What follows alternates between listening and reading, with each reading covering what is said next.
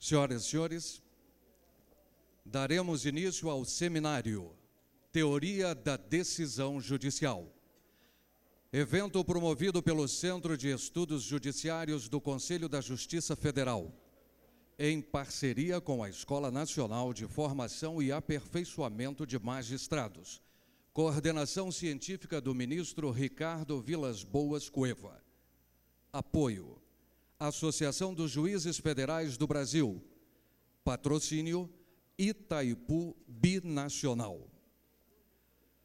Para compor a mesa diretora, convidamos o excelentíssimo senhor presidente do Superior Tribunal de Justiça e do Conselho da Justiça Federal, ministro Félix Fischer.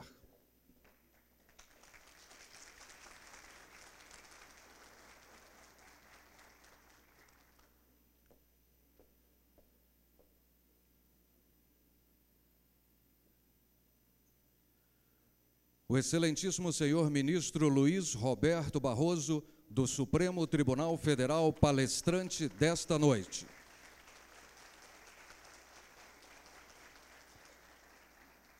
O excelentíssimo senhor ministro do Superior Tribunal de Justiça, João Otávio de Noronha, diretor-geral da Escola Nacional de Formação e Aperfeiçoamento de Magistrados, ministro Sálvio de Figueiredo Teixeira. O excelentíssimo senhor ministro do Superior Tribunal de Justiça, Arnaldo Esteves Lima.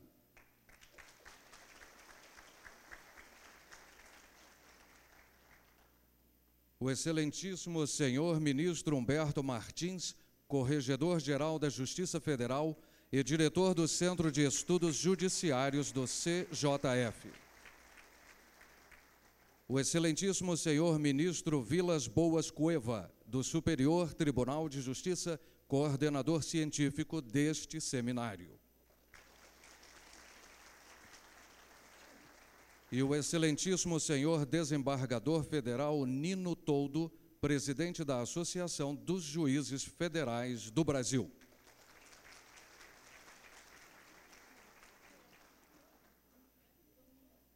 Convidamos a todos para cantar o hino nacional.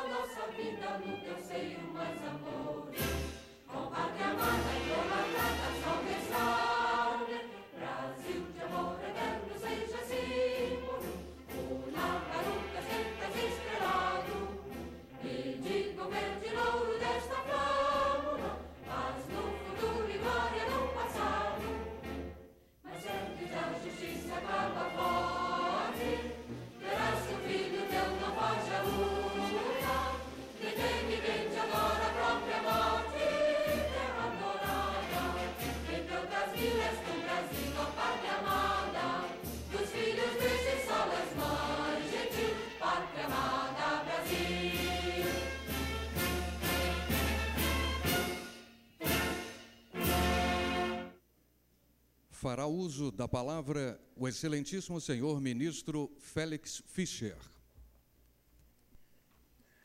O senhor ministro Roberto Barroso, do Egrégio Supremo Tribunal Federal.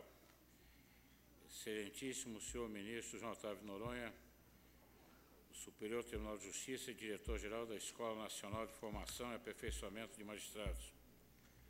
Excelentíssimo senhor ministro Arnaldo Esteves Lima.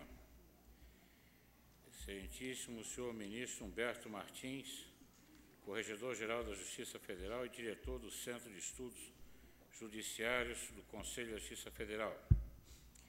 Excelentíssimo senhor ministro Vilas Boas Cueva, na pessoa de quem cumprimento os demais colegas ministros do STJ aqui presentes. Excelentíssimo senhor desembargador federal Fábio Preto de Souza, presidente do Egrégio Tribunal Regional Federal da Terceira Região, na pessoa de quem cumprimento os desembargadores federais aqui presentes. Excelentíssimo senhor desembargador federal Nino Toldo, presidente da Associação dos Juízes Federais do Brasil. Excelentíssimos senhores desembargadores estaduais, demais integrantes da magistratura, senhoras e senhores.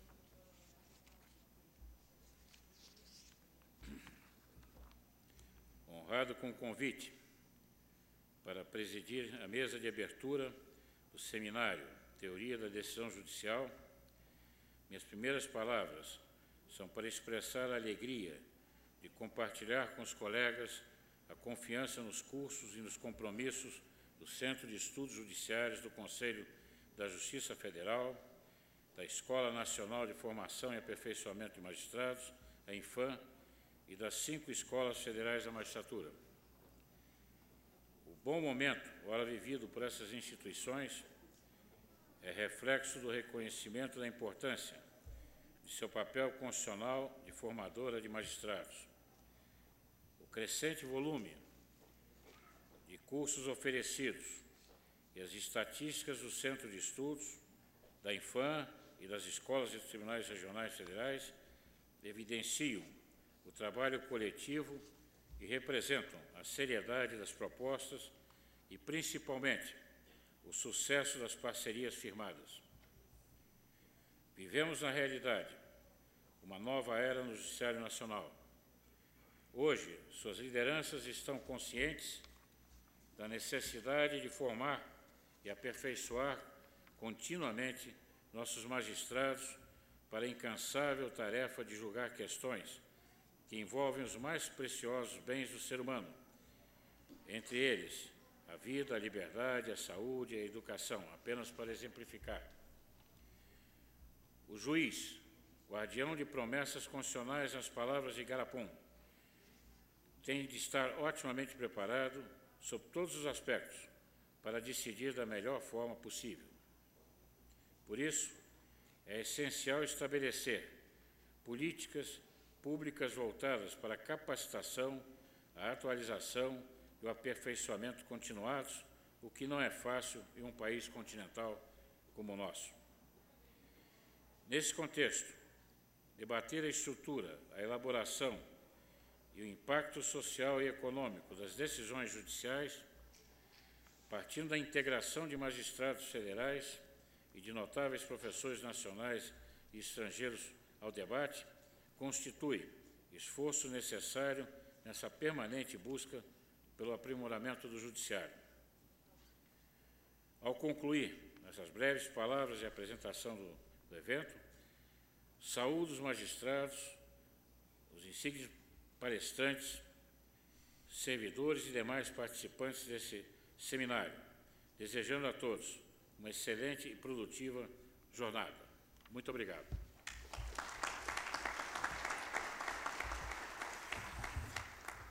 Com a palavra, o excelentíssimo senhor ministro do Superior Tribunal de Justiça, João Otávio de Noronha, diretor-geral da Escola Nacional de Formação e Aperfeiçoamento de Magistrados.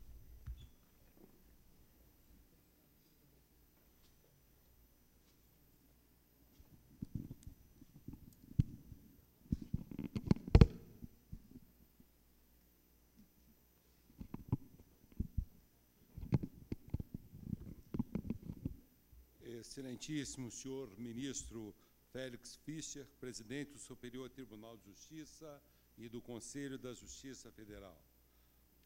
Excelentíssimo senhor ministro Roberto Barroso, do Supremo Tribunal Federal, que com a sua presença honra muito não só o Superior Tribunal de Justiça, mas o Conselho da Justiça Federal e toda a magistratura federal. Excelentíssimo senhor ministro Arnaldo Esteves Lima, a quem eu tenho a missão de homenagear em minha fala. Excelentíssimo senhor ministro Humberto Martins, meu querido colega do Superior Tribunal de Justiça, ministro Vilas Boas Cuevas, ministro Mauro Campo, Paulo Sanseverino, Herman Benjamin, Sebastião Reis, ministra a Suzete Magalhães e o ministro aposentado César Rocha.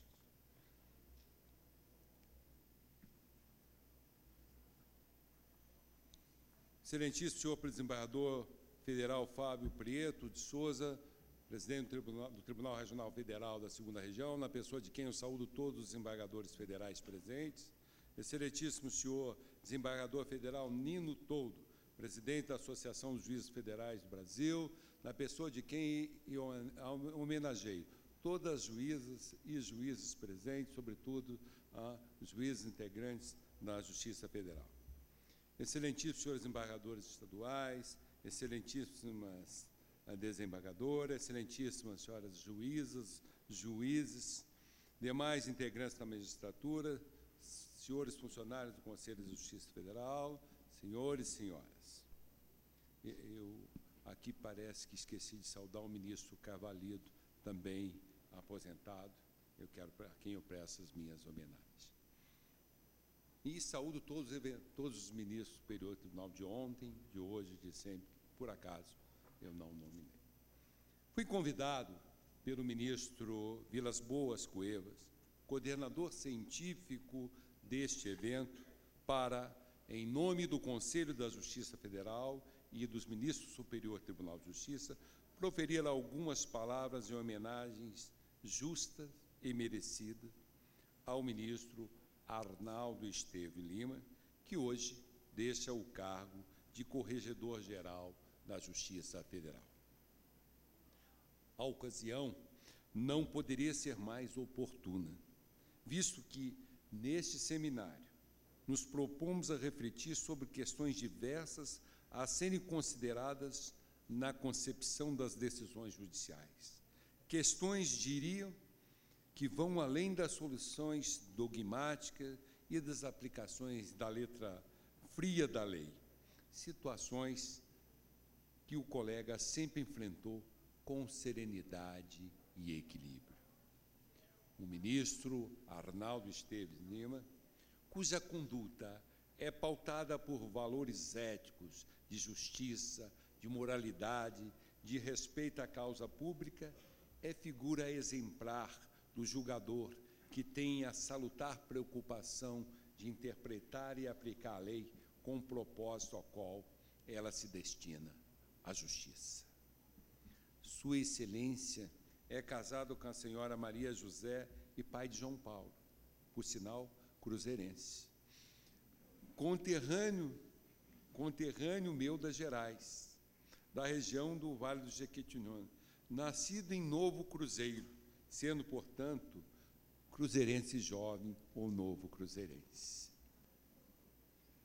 Bacharelou-se em Direito pela Universidade Federal de Minas Gerais, na turma de 1972. Depois da graduação, além de lecionar, atuou em diversas áreas. Foi assistente jurídico do Ministério da Educação e Cultura, também membro do Ministério Público do Distrito Federal, onde exerceu a função de defensor público e de promotor substituto. Ainda advogou até o ingresso na magistratura e, em agosto de 1979, como juiz substituto da magistratura do Distrito Federal e, em outubro do mesmo ano, como juiz federal. Por cerca de 10 anos, judicou na seção judiciária do Paraná e de Minas Gerais, e, eventualmente, de Mato Grosso e Mato Grosso do Sul. Com a instalação do Tribunal Regional Federal da Segunda Região, em março de 1989, foi nomeado para a composição originária, cujos membros hoje, carinhosa e merecidamente, são chamados de pioneiros. No biênio de 2000 a 2003, 2001 e 2003, presidiu aquele regional e, em razão disso, integrou pela primeira vez como membro efetivo o Conselho da Justiça Federal. Em agosto de 2004, foi nomeado ministro do Superior Tribunal de Justiça. Integrou inicialmente a terceira sessão e a quinta turma, e atualmente compõe a primeira sessão e a primeira turma.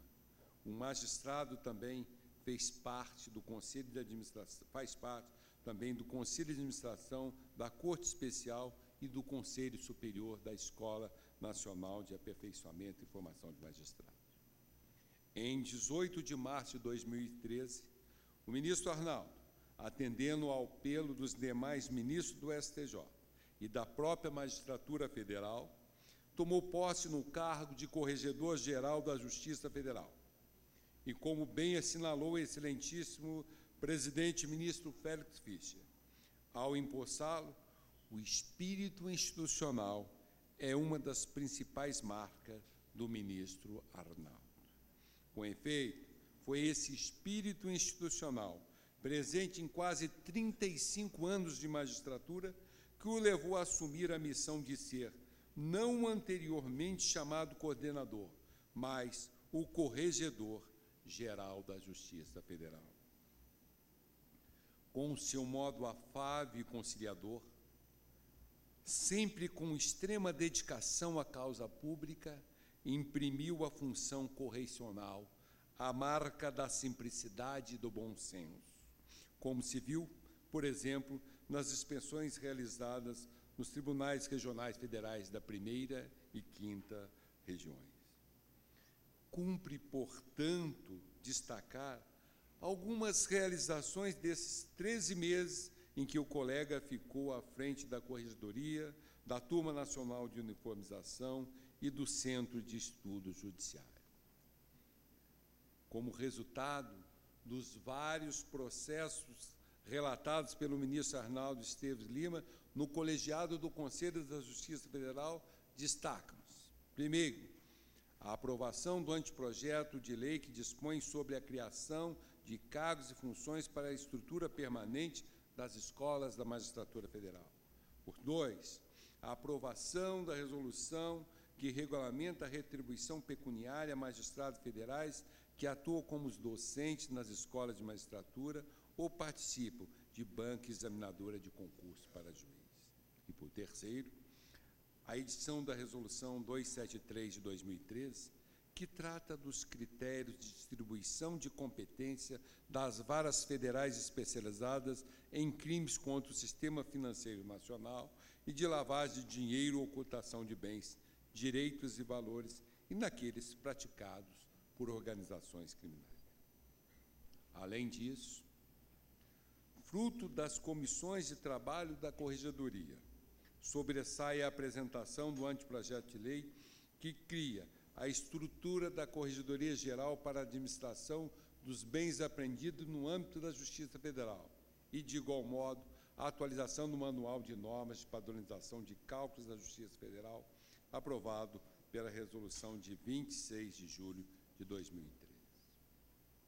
Convém registrar que a Turma Nacional de Uniformização, na sessão realizada em dezembro de 2013, foi o primeiro órgão da Justiça Federal a utilizar a versão nacional do PJE, e o primeiro órgão de todo o Judiciário a utilizar a versão mais recente do sistema. Nesses 13 meses, a TNU julgou 13.967 processos. Desse total, 2.338 foram julgados pelo colegiado e 11.545 foram decididos monocraticamente pelo seu presidente.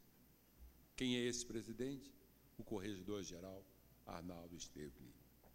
Ressalto que esses números foram atingidos sem que o corregedor deixasse de participar dos julgamentos da primeira turma e da primeira sessão do STJ. Entre os muitos eventos realizados pelo Centro de Estudos Judiciários com seus inestimáveis parceiros, merece referência o workshop Acesso à Justiça, 10 anos de Juizados Especiais Federais, o seminário 25 anos da Constituição Cidadã, um olhar para o passado, reflexões sobre o presente e construção do futuro. O Congresso Internacional de Direito Ambiental, o segundo encontro de profissionais da informação, o 5º workshop sobre o sistema penitenciário federal, e o 1º Congresso Internacional sobre a Convenção de Viena para a Compra e Venda Internacional de Mercadorias no Brasil. Louvável, igualmente, o lançamento de aplicativo que permite a leitura de publicações do SESI em dispositivos móveis e a pesquisa de todos os enunciados nos jornais de direito, das jornadas de direito civil e de direito comercial, além daqueles resultantes do Congresso de Direito Ambiental. Destaca ainda a assinatura de importantes acordos de cooperação firmados pelo CJF, pelo Conselho da Justiça Federal, representado pelo seu presidente, ministro Félix Fischer, e pelo Centro de Estudos Judiciários, representado pelo seu diretor, Arnaldo Esteves Lima.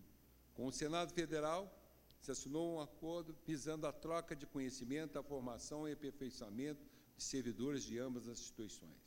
Com a Associação Nacional dos Juízes Federais do Brasil, a AJUF, para uma parceria nas áreas de ensino, pesquisa, editoração, informação e eventos. Com a Secretaria de Direitos Humanos da Presidência da República, representada pela ministra Maria do Rosário Nunes, com o propósito de realizar ações conjuntas para a difusão do conhecimento e experiências voltadas à preservação e enfrentamento do trabalho escravo e forçado no Brasil. Registro, ademais, o estreitamento da parceria Brasil com a França no combate ao tráfico internacional, mediante a realização no CJF do Seminário Franco-Brasileiro sobre Cooperação Judiciária em matéria de criminalidade ligada aos grandes tráficos. Quanto à formação de formadores, por meio de curso promovido no Rio de Janeiro, além de 3 turmas já previstas, em conjunto com a Escola Nacional da Magistratura Francesa, em decorrência de acordo de cooperação que será assinado no dia 23 de maio próximo.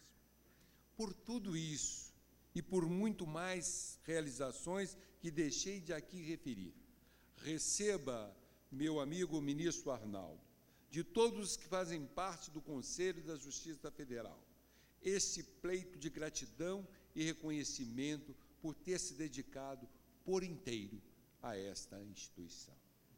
Saiba, Arnaldo, que foi a sua prudente e harmoniosa condução que propiciou esse expressivo trabalho em prol não apenas dos jurisdicionados, dos servidores e magistrados da Justiça de primeiro e segundo grau, mas da sociedade brasileira, verdadeira destinatário de nossa atividade diária.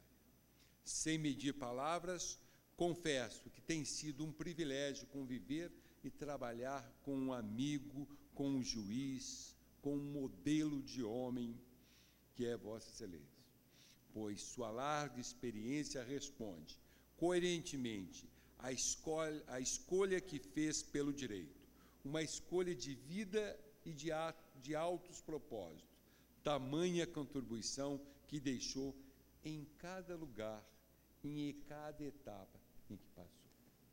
Assim, aproveito este momento de agradecimento, de homenagem, para intimá-lo, Arnaldo Esteves Lima, independentemente da aposentadoria que se aproxima, a continuar oferecendo à Justiça sua valiosa colaboração e a dignidade do seu trabalho, sempre exercido de forma indissociável da própria vida.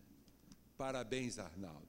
Muito obrigado, em nome da Justiça Federal, em nome da magistratura, por tê-lo como integrante do Conselho da Justiça Federal e, diria, da magistratura nacional.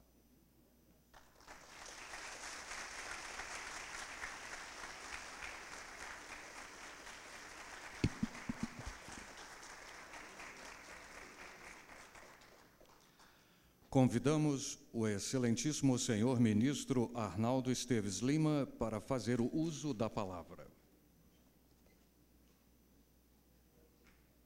Eu vou pedir licença a Vossa Excelência e aos eminentes membros da mesa, cumprimentando a todos, apenas para dizer que eu fui surpreendido, realmente surpreendido, que não esperava ser homenageado nessa oportunidade e, digamos, com um discurso tão bonito e tão expressivo como fez o nosso eminente colega e amigo ministro João Otávio de Noronha.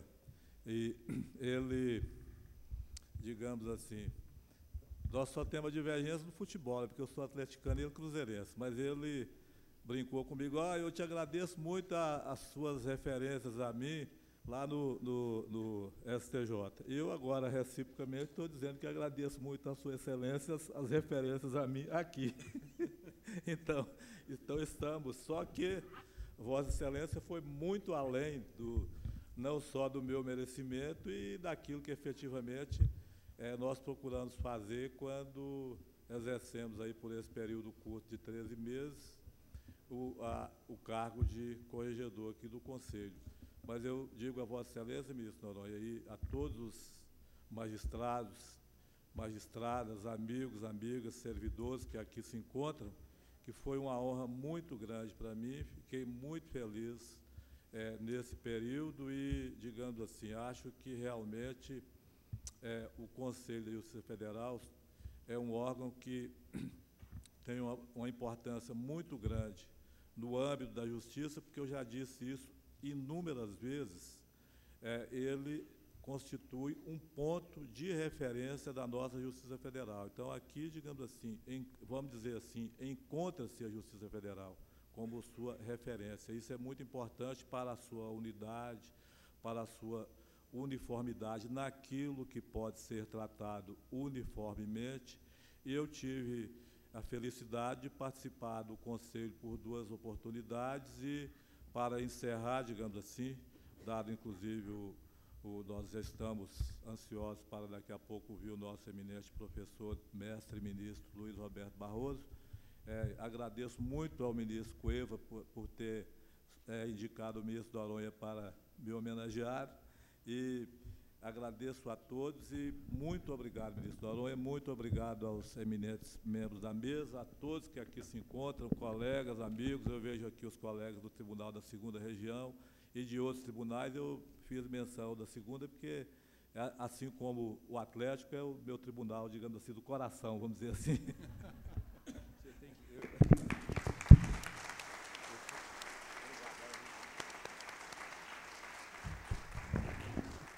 Eu fui incumbido de entregar a Vossa Excelência uma placa assim escrita: Excelentíssimo senhor ministro Arnaldo Esteves Lima, recebo as homenagens do Conselho da Justiça Federal pela inestimável contribuição de Vossa Excelência a este colegiado, em especial as importantes realizações empreendidas na direção da Corregedoria Geral da Justiça Federal, da Turma Nacional de Uniformização e do Centro de Estudos Judiciários, Brasília, 23 de abril de 2014.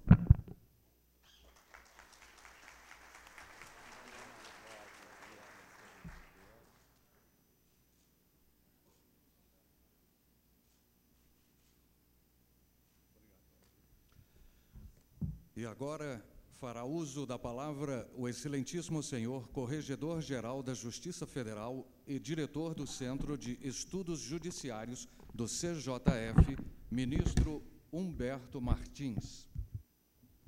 Excelentíssimo senhor ministro Félix Fischer, presidente do Superior Tribunal de Justiça e do Conselho da Justiça Federal. Excelentíssimo senhor ministro Roberto Barroso, conferencista desta noite do Supremo Tribunal Federal. Excelentíssimo ministro João Otávio de Noronha, diretor-geral da Infam, excelentíssimo ministro Arnaldo Esteves Lima, da Corregedoria Geral da Justiça Federal e homenageado neste seminário. Excelentíssimo senhor ministro Vilas Boas, coordenador científico deste conclave, excelentíssimo ministro César Aswell Rocha, ex-presidente do Superior Tribunal de Justiça, excelentíssimos ministros do STJ, Napoleão Maia Filho, Herman Benjamin, Mauro Campbell, Paulo São Severino, a Suzete Magalhães, Sebastião Reis, Sérgio Cuquina.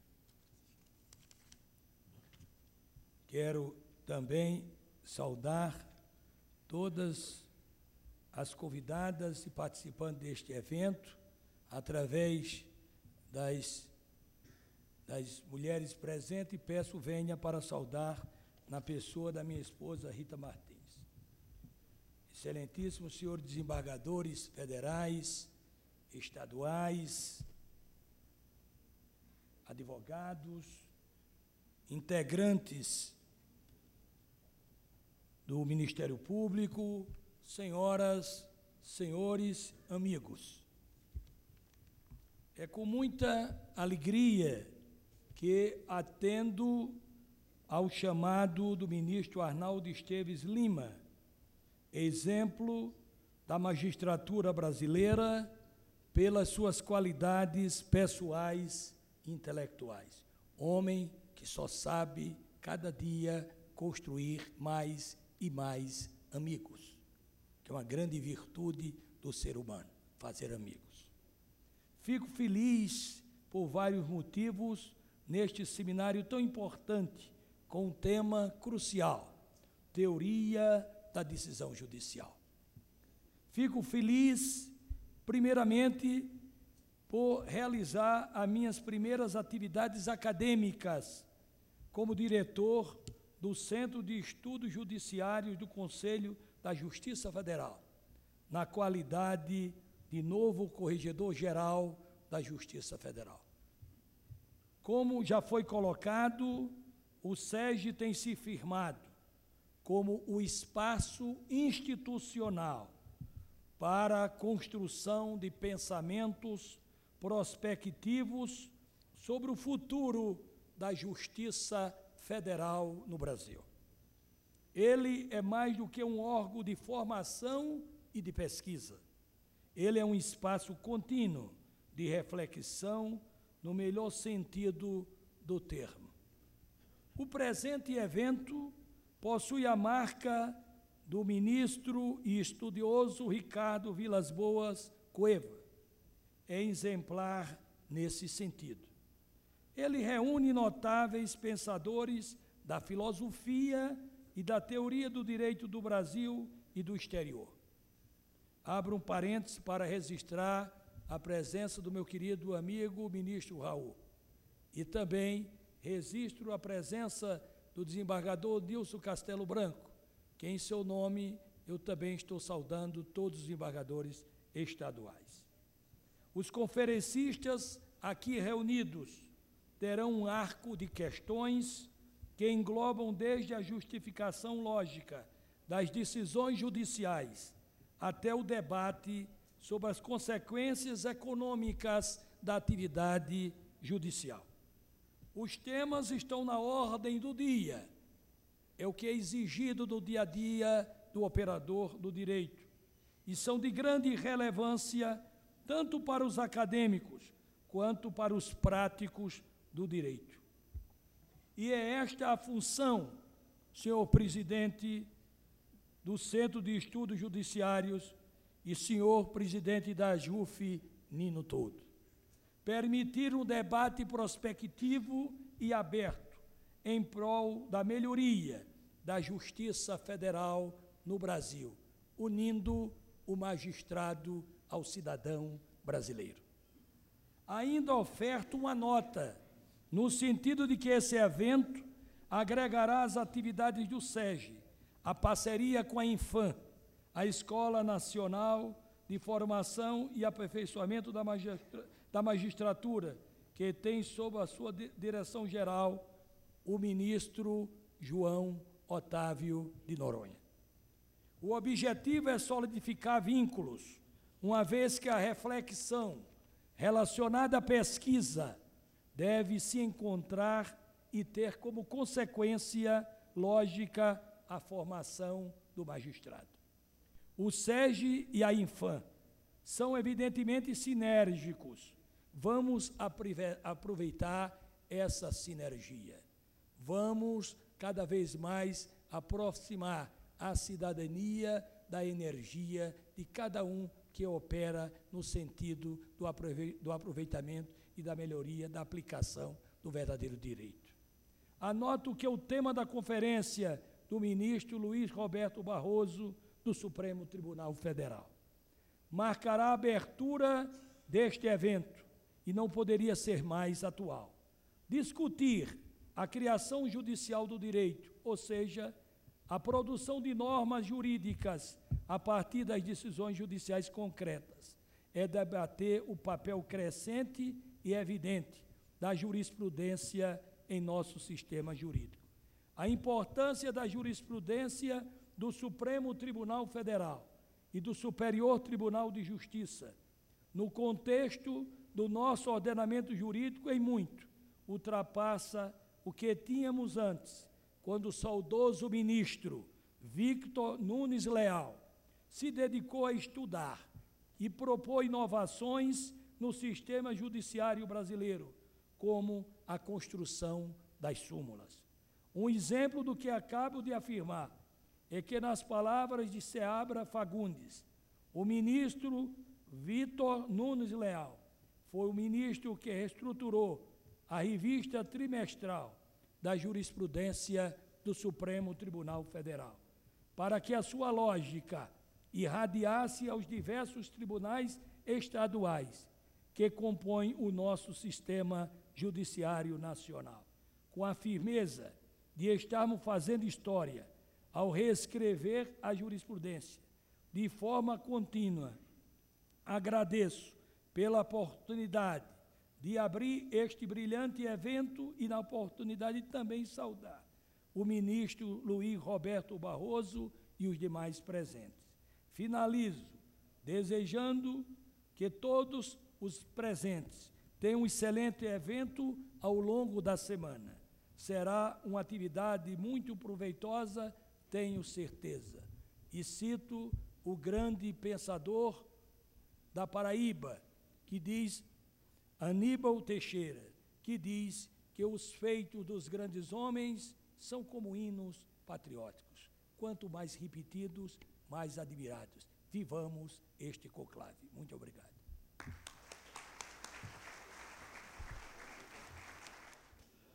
Com a palavra, o coordenador científico deste seminário, o excelentíssimo senhor ministro Vilas Boas Cueva.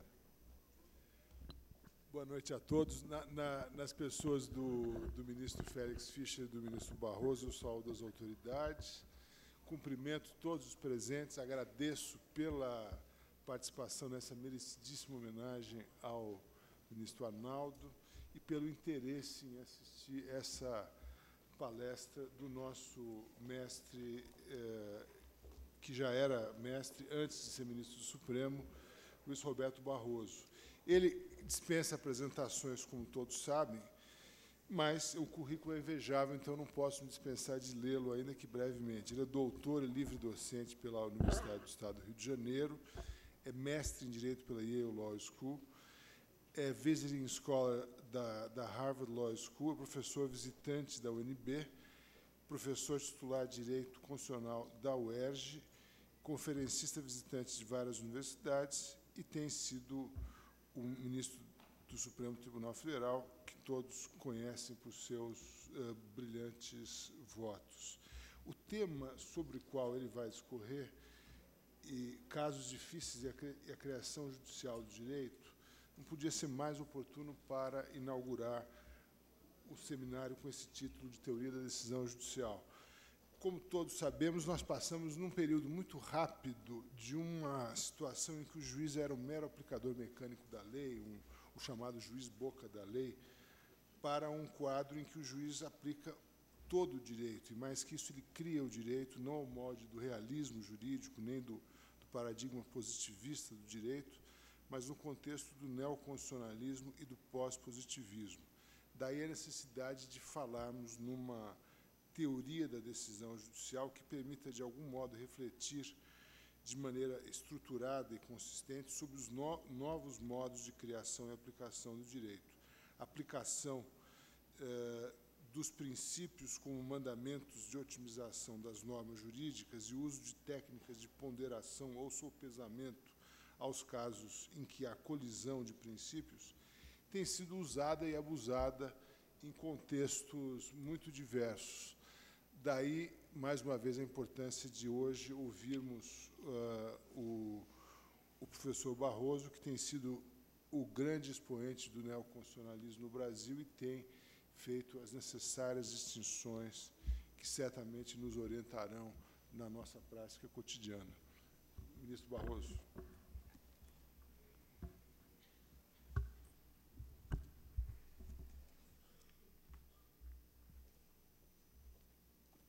Meu querido amigo,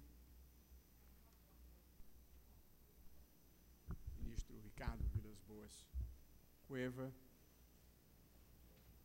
e meu querido amigo João Otávio Noronha, as pessoas de quem eu cumprimento todos os presentes, eu tenho muito prazer e muita honra de estar aqui e de compartilhar com todos algumas ideias e algumas reflexões sobre este tema, casos difíceis e criação do direito. Eu tenho o hábito de falar de pé. Considero que este é um direito subjetivo da plateia. Os oradores que falam de pé normalmente sabem melhor a hora de terminar, porque as pernas avisam. Porém, um pouco pela hora, pelo dia cheio, e sobretudo porque gostaria de fazer desta nossa reunião mais uma conversa entre profissionais, quase uma conversa entre amigos, porque os tenho muitos na plateia, e pouco para dar mais a informalidade de uma conversa e menos a pompa de uma conferência, eu vou pedir Vênia para falar daqui sentado mesmo, e acho que a visualização é boa. E devo advertir que não costumo exceder o meu tempo, mas eu pretendo percorrer uma trajetória longa, num tempo relativamente curto. Tranquilizem-se todos, embora nada nesta vida seja perfeito, portanto, não conseguirei ser tão breve quanto o aluno a quem a professora determinou que escrevesse uma redação sobre religião, sexo e nobreza, ao que o aluno, com grande poder de síntese, lavrou: "Ai, meu Deus, como é bom", disse a princesa, ainda ofegante. Eu considero que esta é a maior demonstração de capacidade de síntese que eu ainda não consegui atingir, mas devo dizer que esta é a meta. O capítulo 1 da minha conversa, num evento sobre teoria da decisão judicial, é intitulado "A Verdade Não Tem Dono". E gostaria de contar uma brevíssima história que li há um tempo atrás nos Estados Unidos, que é a história de dois amigos. A história se passa no Alasca, e dois amigos que estavam tomando cerveja em um bar. E, como previsível, começaram conversando sobre mulheres, depois passaram para esportes diversos, e depois de uma certa quantidade de cerveja, estavam falando sobre religião. E um deles era religioso e o outro era ateu. E, a uma certa altura, o ateu vira-se para o religioso e diz: "Essa história de Deus, não é que eu nunca tenha tentado acreditar. Eu já tentei mais de uma vez. Ainda recentemente eu estava perdido no meio de uma tempestade de neve, eu estava congelando, não achava o meu caminho de volta e eu sabia que eu ia morrer. Então eu me ajoelhei no chão e falei: Deus, se você existe, venha me ajudar e me salva." E aí o religioso vira-se para ele e fala, bom, então depois disso você se tornou um homem crédulo, porque pelo que vejo você está vivo e bem aqui do meu lado. E ele falou, estou. Mas que Deus que nada, Deus não apareceu. O que aconteceu é que vinha passando um casal de esquimós, eles me viram, me aqueceram, me mostraram o caminho da saída, e por isso que eu estou vivo. Nem sinal de Deus. Portanto, a primeira premissa das ideias que eu quero sustentar aqui é que as pessoas veem o mundo de diferentes pontos de observação. E em muitas matérias não é possível produzir uma verdade. Em muitas matérias nós teremos que conviver, na melhor das hipóteses, com um lindo verso de um poeta espanhol, Ramón de Campo Amor, em que ele escreveu: "En este mundo, Señor, no há verdade ni mentira. Todo tiene el color del cristal com que se mira." Portanto, muitas vezes as coisas na vida, elas têm a cor da lente pela qual se está olhando. E quem trafega pelo mundo do direito tem que conviver com a circunstância de que muitas vezes não haverá uma certeza absoluta ou uma verdade plena. A lei de anistia foi uma decisão política legítima tomada pelos lados contrapostos para conduzirem uma transição pacífica do Brasil para a democracia. Proposição número 1. Proposição número 2. A lei de anistia foi uma inaceitável imposição dos que detinham a força para imunizarem-se dos crimes que haviam cometido. Eu conheço inúmeras pessoas esclarecidas e bem-intencionadas que se filiam à primeira proposição, e conheço outra quantidade de pessoas esclarecidas e bem-intencionadas que se filiam à segunda proposição.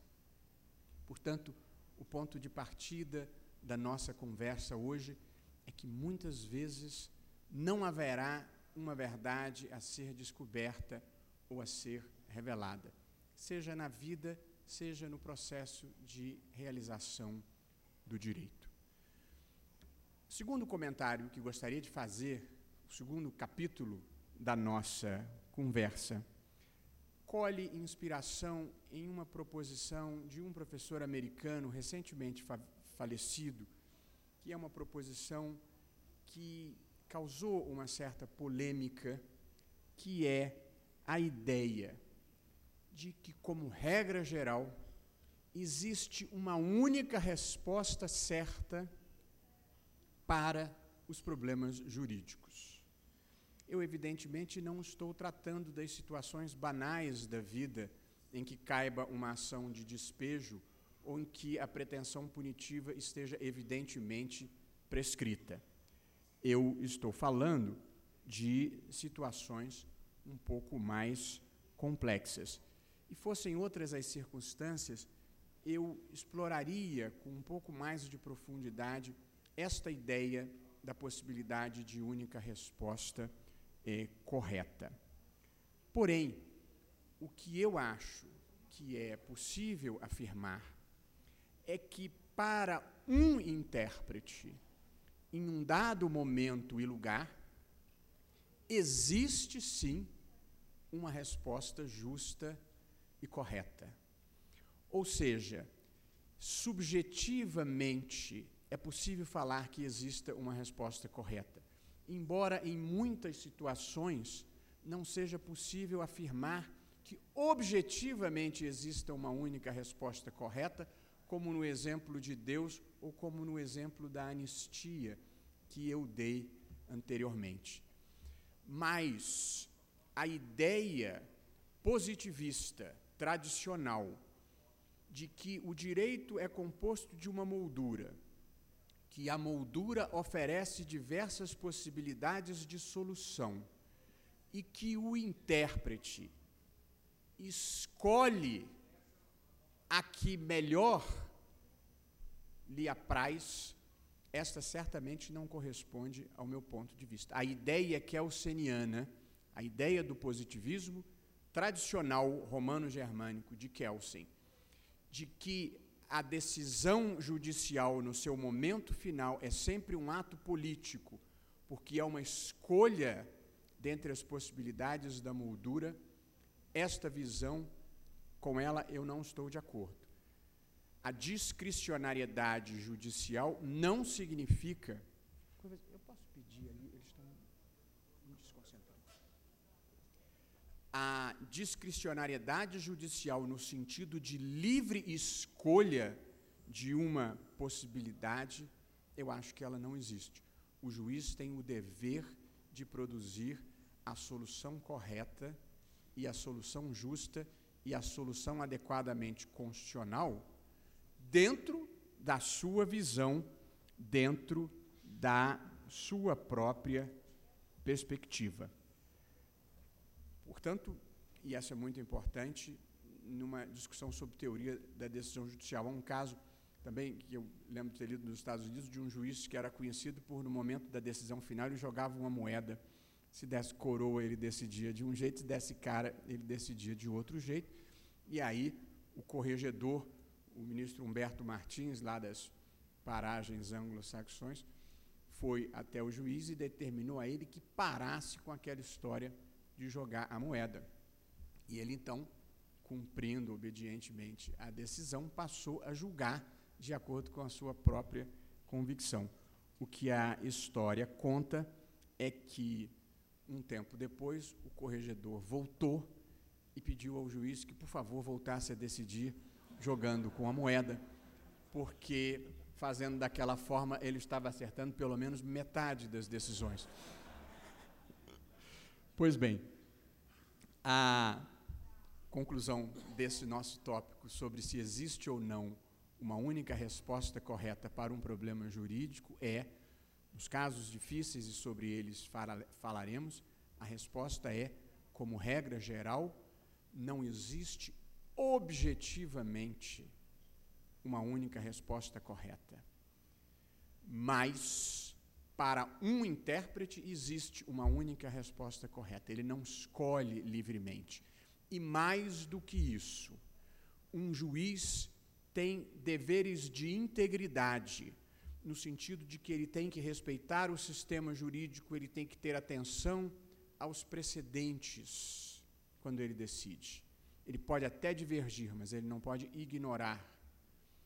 E, de parte isso, além do dever de integridade, o juiz tem um dever de coerência, ou seja, as premissas que ele estabelece, os postulados que ele estabelece, vinculam a ele nas decisões futuras que ele vai produzir. Porque este é um direito subjetivo da parte e dos advogados, de ter um juiz isonômico e não um juiz que escolhe o resultado de acordo com qualquer outro critério que não seja filiar-se a determinados princípios. Para citar um exemplo concreto, presentes as mesmas circunstâncias de todos os precedentes do Supremo, de declinação de competência, quando o parlamentar renuncia, não há nenhuma razão para, no caso de Eduardo Azeredo, produzir-se uma decisão diferente, a menos que se queira mudar a jurisprudência e os precedentes, como eu mesmo propus mudar. Mas aí muda-se para frente e não se muda para trás. Portanto, penso que faz parte desse dever de integridade respeitar os precedentes ou divergir fundadamente e ser coerente nos próprios princípios, porque acho que esse é um dever moral do juiz e acho que é um direito subjetivo da parte. Eu sou uma pessoa, e muito antes de ser juiz, avesso às subjetividades em geral. o Brasil não é um país que conviva bem com a subjetividade. Onde existe uma decisão subjetiva no Brasil, eu falava isso quando era advogado, agora, onde existe uma decisão subjetiva no Brasil, do seu amigo de infância ao presidente do tribunal, alguém tem um depoimento para dar.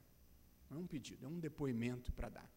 Portanto, a objetividade é a segurança. Eu sou professor da UERJ, o programa de pós-graduação da UERJ começou a ficar concorrido. A primeira coisa que eu fiz foi desidentificar, primeiro sugeri, depois prevaleceu, desidentificar as provas. Porque acaba o pedido, é uma libertação. Você poder fazer o que é correto, como todos nós devemos fazer, sem ter que explicar, dizer, não, simplesmente fazer.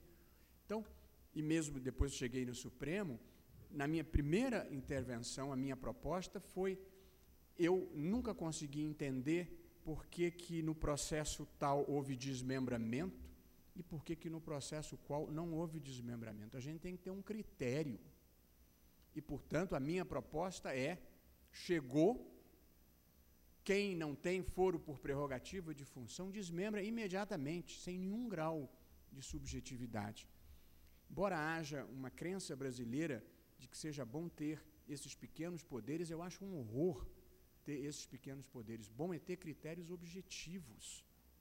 E, portanto, e no caso de renúncia de parlamentar, também propus um critério objetivo. Pode ser o momento de recebimento da denúncia, depois não pode mais renunciar, ou será ineficaz.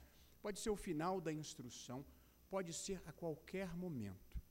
A única coisa que é ruim é ser caso a caso, porque aí vem a discricionariedade, vem a subjetividade, vem a incapacidade de explicar para a sociedade por que num caso foi feito assim e por que no outro caso foi feito assado. De modo que, ao falar sobre teoria da decisão judicial, outra ideia que me ocorre é que, no Brasil, por muitas circunstâncias, sempre que for possível ter um critério objetivo, é melhor do que deixar a discricionariedade subjetiva.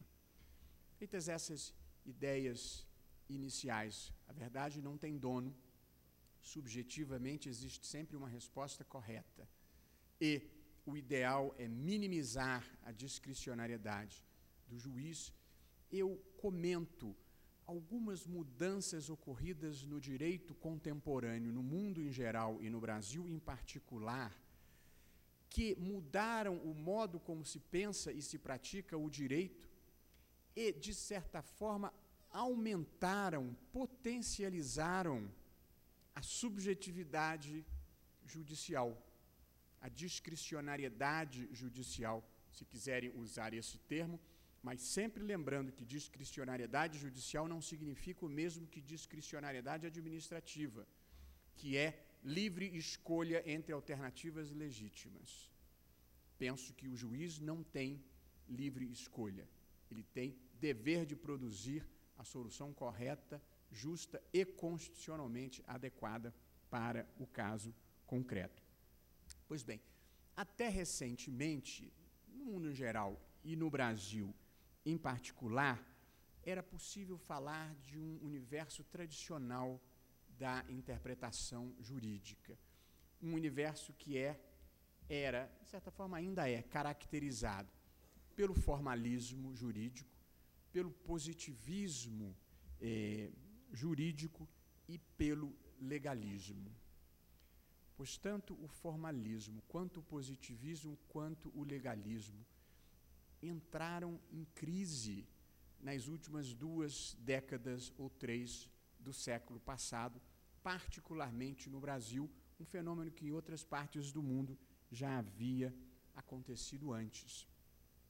É que no modelo tradicional de interpretação jurídica, que não morreu, apenas não é suficiente, havia um papel específico reservado para a norma, um papel específico reservado para os fatos e um papel específico reservado para o juiz. A norma trazia em si a solução que o constituinte ou o legislador havia concebido abstratamente para resolver os problemas. Os fatos existiam para serem subsumidos naquela norma para que se produzisse o silogismo que produzia a decisão judicial. A norma era a premissa maior, os fatos a premissa menor e a sentença era a conclusão. E o juiz, ainda no modelo tradicional, era o profissional que desempenhava uma função técnica de conhecimento. Revelar, no caso concreto, a solução que estava pré-pronta na norma jurídica. Pois, meus queridos amigos, para bem e para mal, esse tempo passou. É claro que muitas situações ainda podem ser resolvidas pelo método tradicional, mas não na interpretação constitucional em geral e muito menos na interpretação de casos difíceis.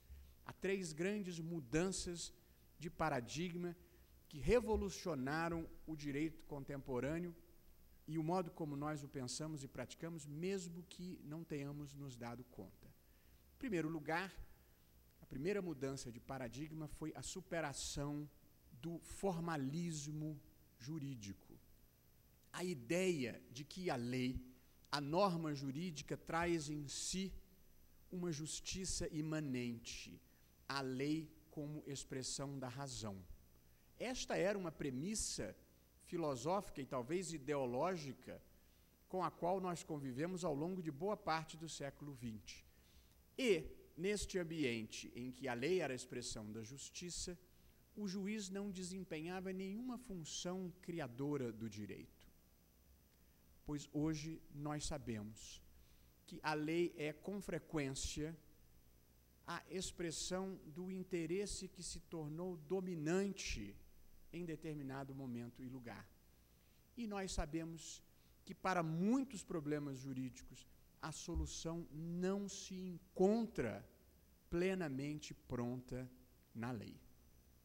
Portanto, o formalismo jurídico, ele sucumbe à modernidade. A segunda grande mudança de paradigma foi o advento de uma cultura pós-positivista. O positivismo jurídico fazia com que o direito coubesse integralmente dentro das normas jurídicas. Mas neste universo em que a solução para os problemas muitas vezes não se encontra integralmente nas normas jurídicas, o juiz precisa ir procurá-la em outro lugar. E é neste ambiente que o direito se reaproxima da filosofia moral, que é a teoria da justiça, em que o juiz se aproxima da filosofia política, que é a sua legitimidade democrática e o seu dever de realizar os fins públicos previstos constitucionalmente. Portanto, a separação por incisão profunda que o positivismo jurídico fazia entre o direito e a filosofia, entre o direito e os outros domínios do conhecimento, ela não mais pode subsistir, porque o juiz já não consegue resolver os problemas na crença de que as fórmulas jurídicas fossem suficientes, porque era uma crença, nem era uma verdade. Quando a Suprema Corte Americana invalidava toda a legislação de proteção social, invocando a cláusula constitucional da liberdade de contratar, esse era um rótulo jurídico que encobria uma opção claramente ideológica. Era, eu sou um defensor do liberalismo e contrário à legislação de proteção social, mesmo que votada pelo Congresso.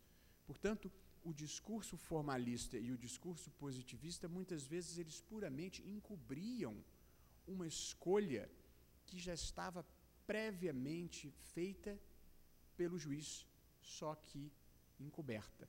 De modo que o pós-positivismo não minimiza o papel da norma, não minimiza o papel da lei escrita, mas reaproxima a interpretação da lei da teoria da justiça e traz para o centro do sistema jurídico os direitos fundamentais. E eu não vou me aprofundar nessa discussão. E, por fim, A terceira grande mudança de paradigma foi a passagem da Constituição para o centro do sistema jurídico. O século XX assistiu uma ampla publicização do direito.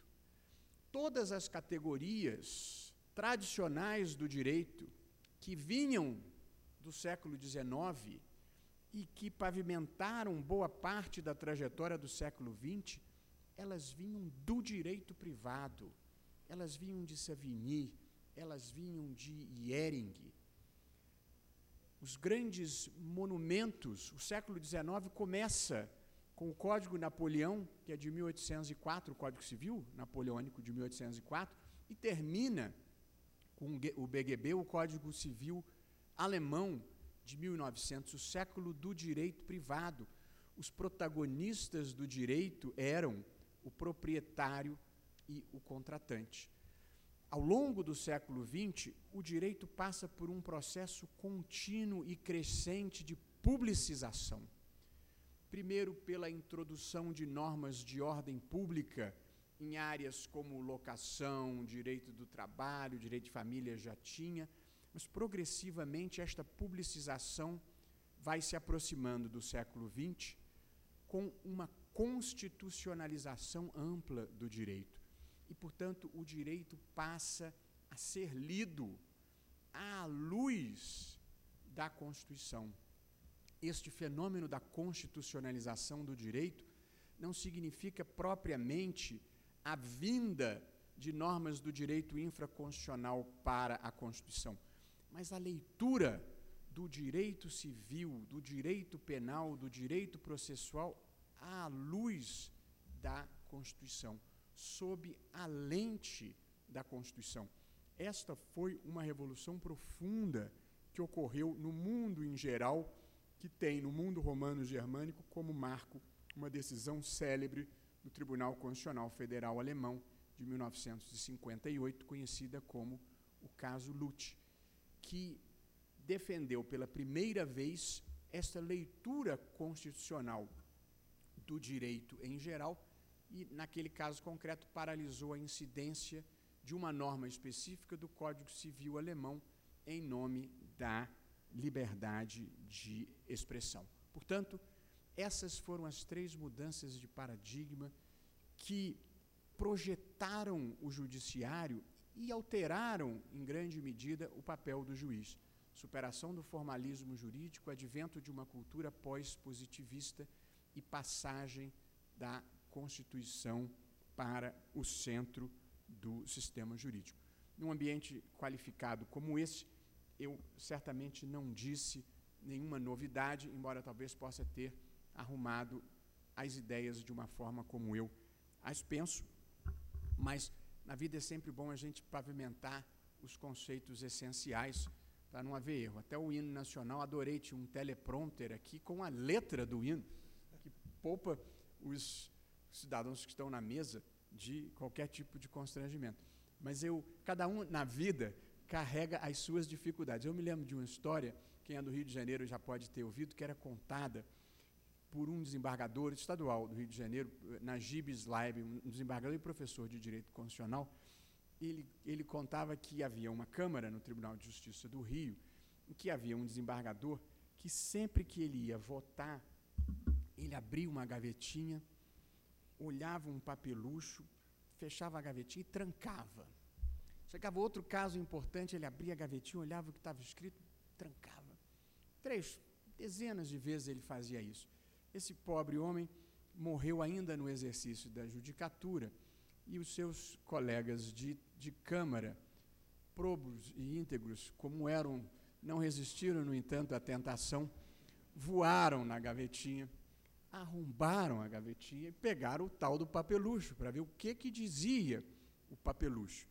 E lá dizia assim: ex tunc para frente, ex nunc para trás. Cada um na vida sabe as dificuldades que carrega. Portanto, é sempre bom a gente assentar as ideias essenciais. Pois bem, essas transformações, todas que eu acabo de descrever, produzem um impacto sobre a interpretação jurídica em geral e sobre a interpretação constitucional em particular.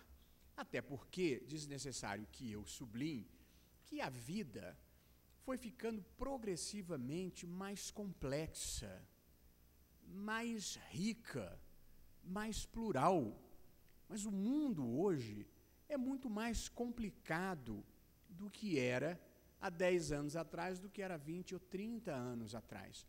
Quem é germanófilo, há um caso relativamente recente do Tribunal Constitucional alemão, em que um cidadão nascido do sexo masculino se considerava, no entanto, um transexual, uma alma feminina, e este cidadão, nascido do sexo masculino, mas psiquicamente uma mulher, ele, no entanto, no corpo de um homem, ele se apaixona por uma mulher. Então, ele, um homem fisicamente, mas uma mulher psicologicamente, se apaixona por uma mulher e ambos desejam celebrar um casamento entre pessoas do mesmo sexo. E vão, então, ao correspondente ao registro civil, e o oficial olha para um, olha para outro, e diz, mas o senhor é um homem, ela é uma mulher. Não, na verdade, eu sou uma mulher, eu não sou um homem. Mas a minha porção, mulher, é lésbica e apaixonou-se por esta mulher. Portanto, nós queremos fazer um casamento entre pessoas do mesmo sexo. E aí o oficial, compreensivelmente estarrecido, negou o pedido. Eu sei que o caso percorreu todas as instâncias e chegou ao Tribunal Constitucional Federal Alemão, que permitiu que fosse feito um casamento entre pessoas do mesmo sexo. Eu apenas estou referindo ao fato de que essa história não teria acontecido há 30 anos atrás, há 20 anos atrás, talvez não teria acontecido há 10 anos atrás. A vida ficou mais interessante, mais plural e mais complicada, compreensivelmente. Ou, no Brasil, para termos um exemplo, até a Constituição de 88, havia uma forma de se constituir família legítima, pelo casamento. Agora, existe família legítima pela união estável, existem as famílias monoparentais. O Supremo reconheceu a família constituída por uniões homoafetivas e existe a família do casamento, que não é proibido ser convencional. Portanto, o casamento continua a ser uma instituição vigente. Difíceis, João, são os primeiros 30 anos, mas depois a gente vai se ajustando. De modo que, onde havia unidade, agora existe uma pluralidade. Assim ficou a vida. Quem acompanhou um caso envolvendo o cantor Roberto Carlos e um jornalista que escreveu uma biografia sobre a trajetória dele, verificou uma situação em que o cantor foi a juízo para dizer, eu não quero que publique a minha biografia, porque é a minha imagem, é a minha privacidade, é a história da minha vida, eu não quero que conte. E vai o jornalista e diz, mas espera aí, é a minha liberdade de expressão e é o direito de informação do público. Portanto, nós temos um litígio em que os dois lados invocam normas constitucionais que estão válidas e em vigor. De modo que o método tradicional de solução dos problemas jurídicos, que é a subsunção dos fatos à norma, simplesmente não serve para esta situação, porque existe uma pluralidade de normas divergentes postulando incidência neste caso. Portanto, as técnicas tradicionais de interpretação e de decisão, evidentemente, elas se tornaram insuficientes. Pois bem, para lidar com esses fatos novos desse mundo mais complexo, mais plural e às vezes um pouco esquisito, o direito constitucional concebeu novas categorias teóricas que povoam hoje a atuação dos juízes e dos tribunais, como a normatividade dos princípios. Quem abriu a lei de introdução ao Código Civil, que mudou de nome, agora se chama Lei de Introdução às Normas do Direito Brasileiro, vai encontrar o dispositivo que diz: quando a lei for omissa, o juiz decidirá o caso de acordo com a analogia, os costumes e os princípios gerais do direito. Os princípios gerais do direito eram a terceira fonte subsidiária do direito. Hoje em dia, como regra geral, interpreta-se o direito a partir dos princípios. Não nesse principiologismo criticável, mas não se interpreta uma regra jurídica contrariando um princípio. Interpreta-se uma regra jurídica concretizando-se um princípio. De modo que o reconhecimento de que os princípios são normas, e normas vinculantes, e ao contrário de normas programáticas, isso é uma relativa novidade, como é uma relativa novidade a existência de colisões de direitos fundamentais, como é uma relativa novidade a utilização da ponderação como uma técnica possível para resolver as colisões de direitos, como é a reabilitação da argumentação jurídica como uma necessidade da função judicial, sobretudo nos casos em que o juiz desempenha uma função criadora. De modo que o direito, nos últimos 20 anos no Brasil, e talvez menos, incorporou muitas categorias que são relativamente novas, que não eram ensinadas na faculdade quando a maioria de nós estávamos nos bancos escolares. Neste ambiente, a norma, lembram-se que eu falei do papel da norma, dos fatos e do intérprete, a norma já não traz mais em si plenamente a solução para os problemas. Às vezes ela traz apenas um início de solução, um princípio ou um conceito jurídico indeterminado. Os fatos não ficam mais esperando para serem subsumidos na norma. Eles passam a fazer parte da normatividade. A ideia de norma passa a ser associada à conjugação do relato abstrato do texto com a realidade concreta. E o juiz que tinha que decidir o caso do cantor Roberto Carlos, ninguém poderá dizer que ele não estaria ali sendo um coparticipante do processo de criação do direito, porque simplesmente não havia uma regra pronta para ele aplicar. Ele tem que dizer por qual razão ele vai privilegiar o direito de privacidade naquele caso, ou por qual razão ele vai prestigiar a liberdade de expressão naquele caso. E dá os seus fundamentos. E é por isso que a argumentação jurídica se tornou importante, porque a função judicial já não estará legitimada apenas na regra tradicional de separação dos poderes, em que o juiz aplica a regra que o legislador ou o constituinte criou. Se ele é coparticipante do processo de criação, ele tem que demonstrar a trajetória intelectual que ele percorreu e por que aquela solução que ele produziu é constitucionalmente adequada e convencer o auditório ao qual a sua decisão se destina que aquela era a melhor solução. O auditório do juiz de primeiro grau é o seu tribunal, o auditório do tribunal, numa questão constitucional, é o Supremo Tribunal Federal, e o Supremo Tribunal Federal não é o auditório de si próprio, porque ele tem que ter uma necessária interlocução com a sociedade e ser capaz de demonstrar para a sociedade por que aquela interpretação constitucional é a mais adequada para aquele caso. Portanto, a vida ficou mais complicada e o direito perdeu muito da objetividade, parênteses, falsa, fecho parênteses, com a qual ele saíra do século XX. A crença na objetividade plena do direito e na neutralidade do intérprete.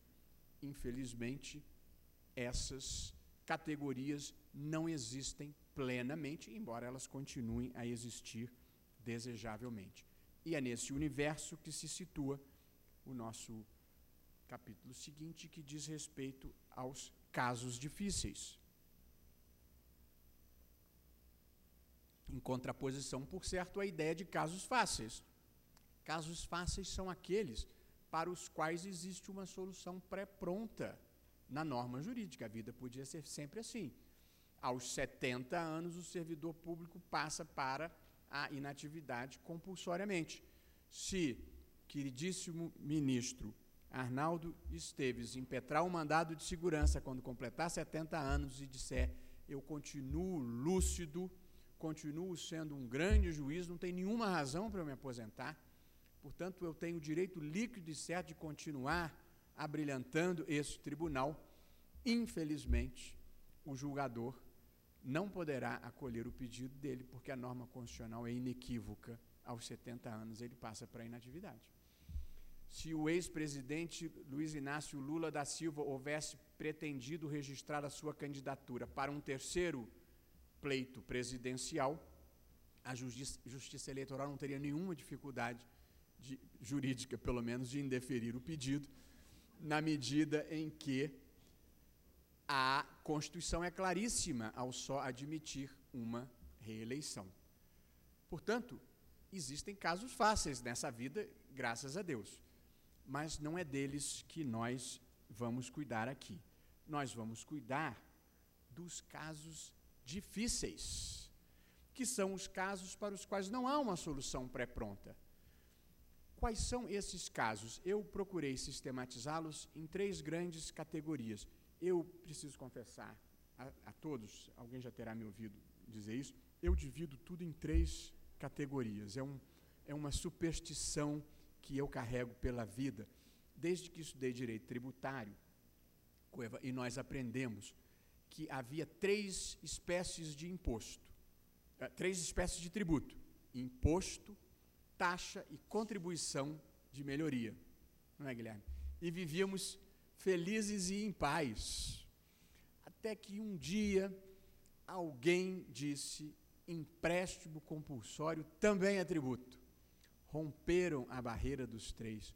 Nunca mais houve consenso sobre a classificação dos tributos, porque aí vieram as contribuições sociais, aí tem gente que classifica imposto, taxa, empréstimo compulsório e contribuições. Dentro das contribuições coloca contribuições de melhoria e as demais contribuições, só que as demais contribuições não têm nada a ver com a contribuição de melhoria, ou seja, nunca mais houve consenso, e eu acho que é porque romperam a barreira dos 3, de modo que eu conservo essa superstição. E se alguém disser: mas o sujeito é um professor de direito constitucional, cultivando esse tipo de bobagem, eu gosto de citar um vencedor do Prêmio Nobel, um ganhador do Prêmio Nobel de Física, um físico quântico, chamado Niels Bohr, um dinamarquês, e na porta do gabinete de trabalho dele ele tinha uma ferradura. E aí alguém perguntou por que ele, um cientista, um agnóstico, um homem que defendia a racionalidade plena na vida, tinha uma ferradura na porta do seu gabinete de trabalho. E ele respondeu: é que dizem que dá sorte mesmo para quem não acredita. Portanto, se o Niels Bohr achava isso, eu cultivo essa minha outra superstição. Os casos difíceis surgem muitas vezes por força da ambiguidade da linguagem. Às vezes a dificuldade de saber tributo, o que é, ou servidor público, o que é, ou relevância e urgência, ou interesse social, ou, em homenagem ao querido amigo Herman Benjamin, impacto ambiental. Muitas vezes esses conceitos jurídicos indeterminados, eles geram uma dificuldade e impõem ao juiz uma concretização do seu sentido no caso concreto. Calamidade pública, para fins de dispensa de licitação, por exemplo, pode muitas vezes ser um conceito extremamente complexo, para não mencionar princípios como dignidade da pessoa humana, o princípio, a ideia de justiça, a própria razoabilidade, moralidade, eficiência. Portanto, a concretização de certos termos vagos ou ambíguos pode gerar casos difíceis, no sentido de que, nos extremos, é muito fácil saber se há ou não calamidade pública, mas há uma área cinzenta que pode gerar problemas. A linguagem gera problemas em geral. Há um exemplo que eu gosto de citar, ele é um pouco chulo, mas ele é muito emblemático, no caso de lá, eu sou de Vassouras, que é uma cidade do interior do estado do Rio de Janeiro, tinha uma barbearia, e uma ocasião eles colocaram uma tabuleta de publicidade, e cedendo aos tempos modernos, e a tabuleta dizia, não tem imprensa aqui não, né? Corta o cabelo e pinto. E aí, a freguesia, pelas dúvidas, não frequentava o estabelecimento, até que uma alma caridosa, um literato da cidade, orientou o seu Pedro, que era o barbeiro, e ele passou, corto e pinto o cabelo, e aí viu renascer a clientela, e a vida voltou a ficar normal. Portanto, a linguagem é um problema na vida em geral e no direito em particular. A segunda causa desses casos difíceis, ela é mais complexa, que é a existência na sociedade de desacordos morais razoáveis. Pessoas esclarecidas e bem-intencionadas pensam, muitas vezes, de maneira radicalmente diferente acerca das mesmas questões. Questões como eutanásia, suicídio assistido, transfusão de sangue para pessoas que professem a religião testemunha de Jeová. Essas questões eu não sei se chegam no STJ, mas eu estou falando de coisas que já cruzaram o meu caminho como advogado. O próprio hospital da UERJ tinha uma consulta para saber se podia ou não fazer transfusão de sangue compulsória em pessoas que não queriam aceitar a transfusão de sangue. Descriminalização de drogas leves. Portanto, existem matérias em que pessoas esclarecidas e bem-intencionadas pensam diferentemente e, portanto, vão interpretar de maneira diferente o que significa direito à vida ou o que significa dignidade da pessoa humana ou o que significa liberdade religiosa. E aí, evidentemente, surgirão casos difíceis no sentido de que não vai haver uma solução pré-pronta. Ela vai ter que ser construída argumentativamente. Sem mencionar a circunstância das colisões de normas jurídicas. Quem acompanhou o debate que existe sobre a construção de 2 usinas hidrelétricas na Amazônia, acompanhou um debate sobre 2 normas constitucionais. Uma que diz que o desenvolvimento nacional em geral e o desenvolvimento regional são fins da República Brasileira, o que envolve aumentar a matriz energética, e o que diz que a proteção do meio ambiente e, consequentemente, das comunidades que vivem ali às margens daquelas regiões que seriam alagadas, também são protegidos constitucionalmente. De novo, uma situação de colisão de direitos fundamentais em que não há uma solução pré-pronta. Houve um caso interessante no Rio, que era o caso Dock Street, em que o sujeito que tinha sido condenado por homicídio e cumprido a sua pena não queria que encenassem na televisão um programa contando a história da vida dele, de novo privacidade com liberdade de expressão, e a questão de saber se ele tem direito ao esquecimento ou a questão de saber se crime pode ser tratado como um fato da vida privada.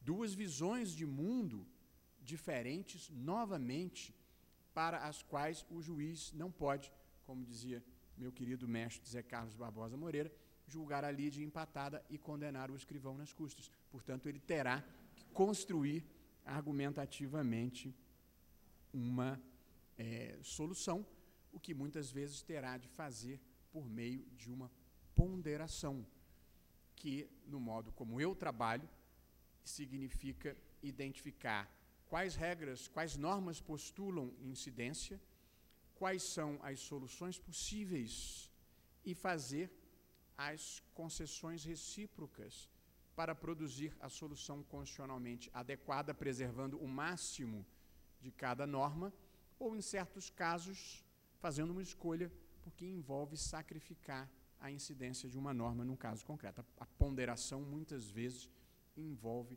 escolhas. Não escolhas discricionárias.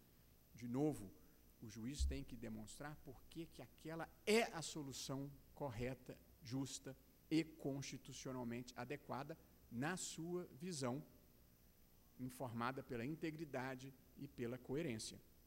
Mas envolverá escolhas, e em muitos casos envolverá escolhas trágicas. E todos os juízes que lidam com postulações de tratamentos médicos ou postulações que envolvam entrega de medicamentos caríssimos, lidam com escolhas trágicas, porque está decidindo. A ponderação aí não é o direito à vida de um com princípios orçamentários, frequentemente é o direito à vida com direito à vida. Essa é a ponderação que se está fazendo, é a escolha de quem vai viver e de quem vai morrer, tipicamente uma escolha trágica. Escolha trágica um pouco mais bem-humorada, que eu uso para exemplificar a ponderação, a história foi contada por um conhecido meu, passa-se em Minas, João, o sujeito comprou um Opala, a história é velha, o sujeito comprou um Opala de não sei quantos cilindros, que era o melhor carro da época, colocou o Opala na estrada de Alfenas, deu o máximo da velocidade do Opala, subiu uma colina, quando ele começou a descer, vinha atravessando um enterro. E ele, em altíssima velocidade, ele não tinha como frear, ele falou: ai, meu Deus do céu, vou mirar no caixão. Esta é, muitas vezes, a ponderação, é fazer a escolha menos trágica diante do quadro que se apresenta. Pois bem, e aqui eu chego ao capítulo final para alívio de todos. Pois bem, nesse contexto em que houve aquelas mudanças de paradigma que eu descrevi, e surgem esses casos difíceis e todas as novas categorias de interpretação, como normatividade dos princípios, colisões, ponderação, reabilitação da argumentação jurídica, nós vivemos no Brasil particularmente, embora seja um fenômeno mundial, mas particularmente acentuado no Brasil, nós vivemos um fenômeno amplo de judicialização da vida e das relações políticas em geral. E aqui, uma qualificação. A judicialização significa uma transferência de poder político das instâncias tradicionais, que são o legislativo e o executivo, que são eleitos, para o poder judiciário, cujos membros, como nós bem sabemos, não são eleitos. A judicialização no Brasil, a judicialização é um fenômeno mundial, eu falei, mas ela no Brasil tem duas causas específicas. A primeira, uma constitucionalização abrangente. A Constituição brasileira trata de sistema tributário, de sistema previdenciário, de separação de poderes, ela trata de índios, de meio ambiente, de criança e de adolescente, de idosos, e, consequentemente, uma Constituição que trata da variedade de questões que a Constituição brasileira trata. Ela potencializa a judicialização, porque constitucionalizar uma matéria é, de certa forma, retirá-la da política e trazê-la para o direito. Se há uma norma constitucional, há uma pretensão potencialmente baseada na Constituição que pode ser deduzida. E, além disso, nós temos um sistema de controle de constitucionalidade em que todos os juízes de direito e todos os tribunais aplicam, interpretam e aplicam a Constituição, e ainda temos um sistema que comporta ações diretas e temos um longo elenco de legitimados no artigo 103 da Constituição, que inclui todas as confederações sindicais e todas as entidades de classe de âmbito nacional. De modo que, no Brasil, é preciso que um interesse seja muito chinfrim para que não se consiga que alguém leve ele ao Supremo Tribunal Federal por ação direta ou por via de controle difuso. De modo que o Sistema Brasileiro de Controle de Constitucionalidade e a constitucionalização abrangente levam a uma judicialização ampla das questões. Que eu devo dizer, mas isso seria motivo para um tema para uma outra palestra, eu acho que a judicialização e um grau moderado de ativismo judicial tem servido bem ao país. E eu escolhi para este comentário final do tema da judicialização 3 casos, e vou ser muito breve, em que eu atuara como advogado perante o Supremo Tribunal Federal e 3 casos em que atuei como juiz, e um pouco para comparar como eu vi a judicialização e um certo grau de ativismo judicial funcionarem. O primeiro caso em que eu fui advogado e advogado perante o Supremo Tribunal Federal foi a questão das uniões homoafetivas. Neste caso, como se sabe, havia um vácuo normativo, não havia norma jurídica cuidando das uniões homoafetivas. Mas a homossexualidade é um fato da vida, as pessoas felizmente se apaixonam e, portanto, as pessoas entravam em uniões homoafetivas. E, portanto, o direito tinha que dar uma solução para esse problema. Alguns juízes tratavam as uniões homoafetivas como sociedades de fato, tal como se tratava antigamente a união entre homem e mulher que não eram casados. Só os mais antigos lembrarão disso. E, de outro lado, alguns juízes equiparavam as uniões homoafetivas às uniões estáveis convencionais. Portanto, por via de uma ação constitucional, se pediu ao Supremo que, em nome do princípio da dignidade da pessoa humana, do princípio da igualdade, dentre outros, se assegurassem às uniões homoafetivas o mesmo direito das uniões estáveis convencionais, e assim fez o Supremo Tribunal Federal, instituindo um regime jurídico que não havia para o tratamento dessas relações, o que fez muito bem. O que vale a vida são os nossos afetos e as pessoas devem ter o direito de colocar o seu afeto onde mora o seu desejo. O que foi surpreendente na decisão do Supremo Tribunal Federal foi a unanimidade. O Supremo, por unanimidade, equiparou as uniões estáveis às uniões homoafetivas. É bem verdade, eu estava lá, ninguém me contou. A linguagem corporal de uns 3 votos, eu diria, era de grande desconforto, mas mesmo assim houve uma adesão à posição que prevaleceu, tipicamente de criação judicial de um direito que não havia sido deliberado nem pelo Constituinte, nem pelo legislador. Pelo contrário, foi preciso superar uma dificuldade criada pelo Constituinte, porque o artigo 226, parágrafo 3º da Constituição, dizia que união estável entre homem e mulher. Por sorte, no histórico daquele dispositivo, o dispositivo foi inserido na Constituição para acabar com a discriminação contra a mulher não casada.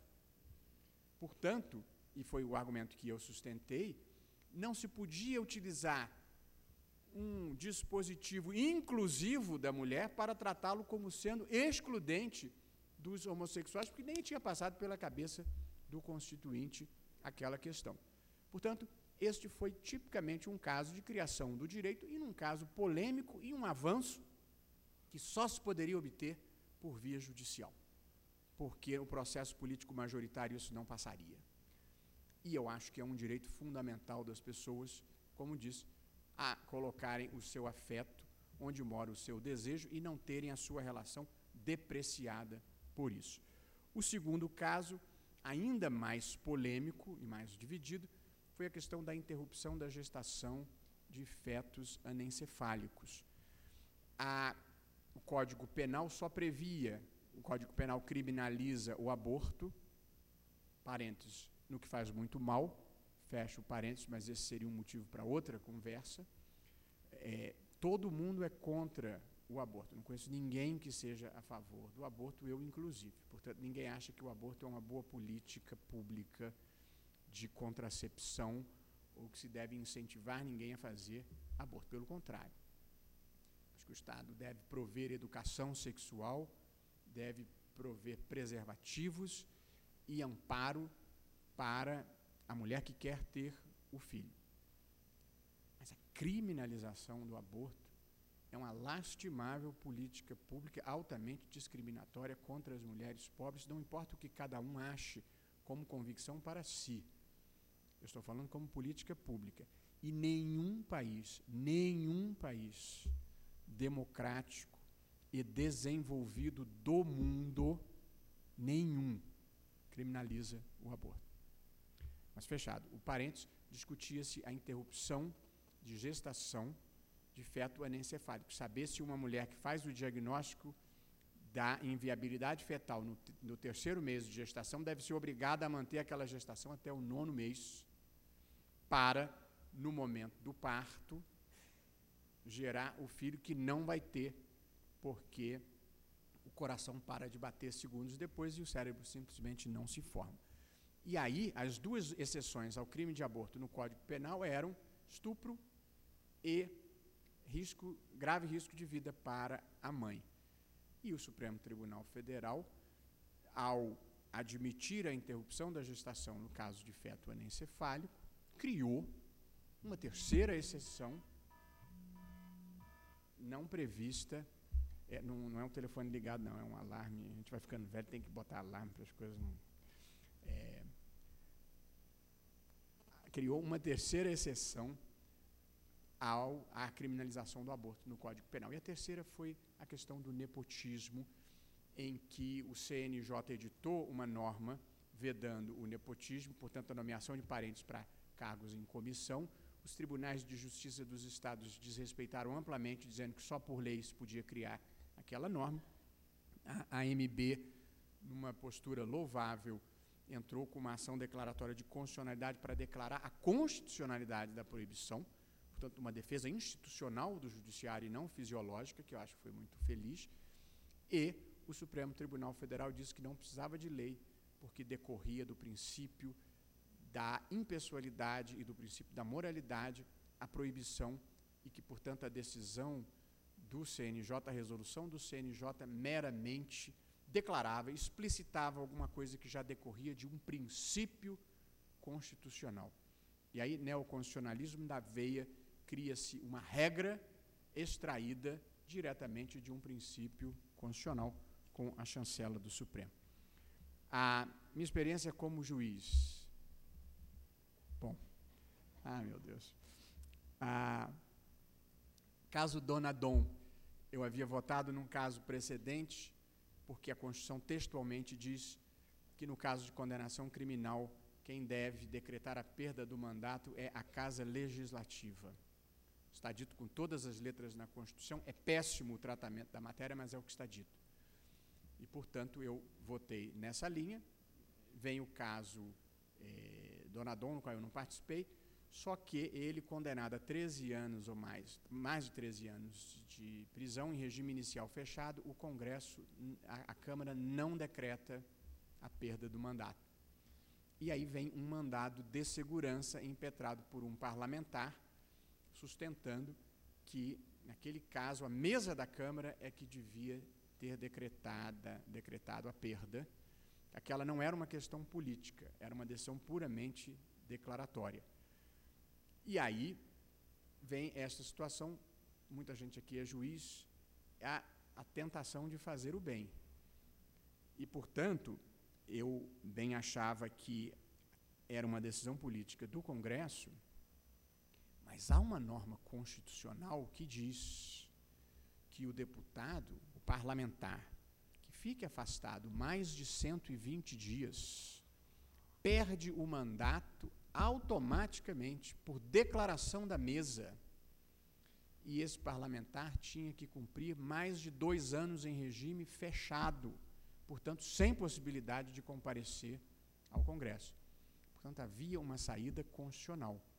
Condenação em regime fechado é incompatível com a conservação do mandato e, portanto, nessa hipótese, a declaração tem que ser feita pela mesa. E aí, portanto, dei a medida cautelar, houve uma certa grita, mas iniciou-se um diálogo institucional muito interessante. Primeiro, o Senado Federal aprovou uma emenda constitucional consertando essa matéria, e ainda não passou na Câmara, de que depois da condenação judicial transitada em julgado por determinados crimes não tem que submeter a uma deliberação política, o que é óbvio, e a Câmara dos Deputados mudou a regra, instituiu a votação secreta, levou a matéria novamente a plenário e decretou a perda do mandato. Aí o mandado de segurança perdeu o objeto, final feliz para todo mundo. E acho que, mais do que um caso de judicialização, foi um caso interessante de diálogo institucional, em que as instituições interagiram. O segundo caso, mais polêmico ainda, o do financiamento de campanha eleitoral por empresa. Esse ainda não há uma decisão final, mas a verdade é que há uma imensa... Esse é um ambiente profissional e não político, por isso que eu estou me sentindo à vontade de conversar esses assuntos. Há uma imensa demanda política na sociedade, por uma reforma política que diminua esta centralidade do dinheiro, o peso do dinheiro, esta circunstância que está por trás de todos os grandes escândalos de corrupção no país. E, portanto, tem-se um quadro em que empresas... O ministro Fux era o relator e fez um levantamento. É um universo restrito de empresas que contribuem muito e depois são contratadas pelos governos eleitos. Quer dizer, é um toma lá da cá, é um sistema imoral. Eu nem seria contra, em tese, em qualquer circunstância, a participação de uma empresa no debate eleitoral financiando. Mas você tem que ter regras. O que você não pode é ter a empresa que financiou hoje é contratada por contratação direta logo depois da eleição, que é o que acontece. Isso é fechar os olhos para uma situação de grave imoralidade administrativa. E, portanto, acho que a Constituição chancela esse tipo de restrição. Acho que há uma demanda social para isso, e aqui a gente poderia abrir para fazer uma outra conferência para discutir o que deve ser feito quando o processo representativo, o sistema representativo, a política majoritária, não é capaz de atender a demandas sociais evidentes e saber se, em certos casos, o judiciário não se torna democraticamente mais legitimado para certas transformações do que o processo político majoritário. Mas essa é outra discussão. E o último caso era um caso dos precatórios. O Supremo declarou, eu não estava lá, a inconstitucionalidade da emenda constitucional 62. Quem é do ramo sabe que pela primeira vez estados e municípios estavam pagando precatórios à União, e com a declaração de inconstitucionalidade criou-se um vazio normativo que vai tornar a vida pior. E aí o ministro Fux, relator, propôs uma modulação em 5 anos, só que nos 15 anos da modulação propostas na emenda se pagava o estoque. Nos 5 anos não tem como pagar o estoque, a menos que se crie um modelo de transição. Portanto, o meu voto é 5 anos, até porque não podia mais voltar atrás, já estava declarada inconstitucional, mas o Supremo tem que dizer o que os entes têm que fazer nesses 5 anos para cumprirem a Constituição. E, portanto, eu acho que o Supremo não pode devolver para a sociedade alguma coisa pior do que recebeu. E, portanto, o Supremo tem que estabelecer um modelo de transição. Eu propus as medidas que achava que deviam ser de transição, o ministro Toffoli pediu vista, mas 2 ministros se manifestaram dizendo claramente não é papel do Supremo resolver esse problema, é um papel do Congresso. Só que desde a Constituinte de 88 o Congresso não resolve esse problema. E nas vezes que tentou resolver, nas 2 o Supremo declarou inconstitucional, então está na hora da gente resolver. Portanto, mas aí são diferentes concepções da vida. Tem juízes com boas razões que acham que não é papel do judiciário resolver esse tipo de problema. Eu acho exatamente o contrário.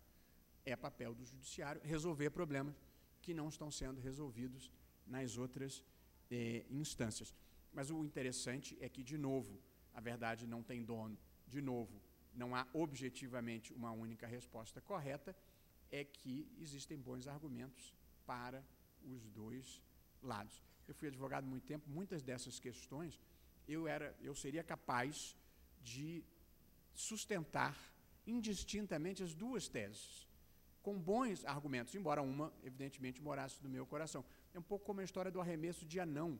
Eu sou capaz de defender os 2 lados igualmente, deve ser porque tenho alma de advogado. Cuevas, uma boa hora de acabar. Você sabe o que é ter alma de advogado?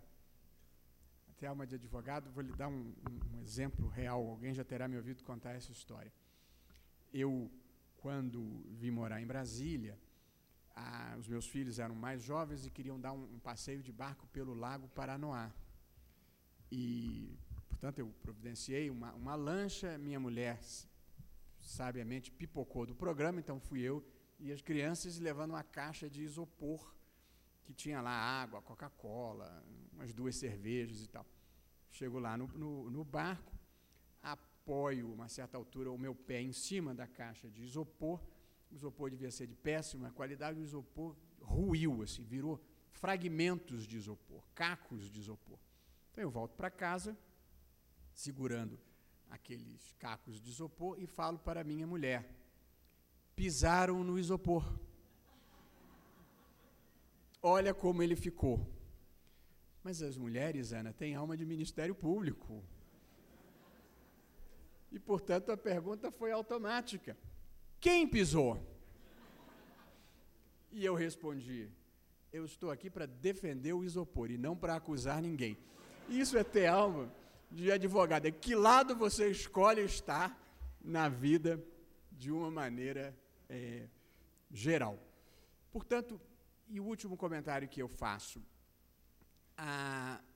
este juiz que decide questões que não têm respostas pré-prontas na norma, ele se vale da norma na parte que ela fornece um início de solução.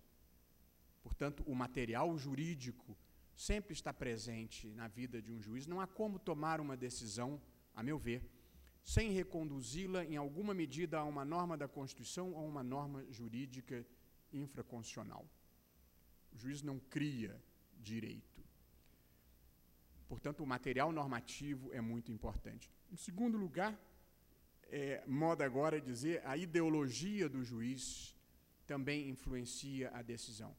Evidentemente que sim, depende do que se quer dizer como ideologia do juiz. O juiz, como qualquer pessoa, tem uma ideia do que seja o bem, do que seja correto, do que seja justo.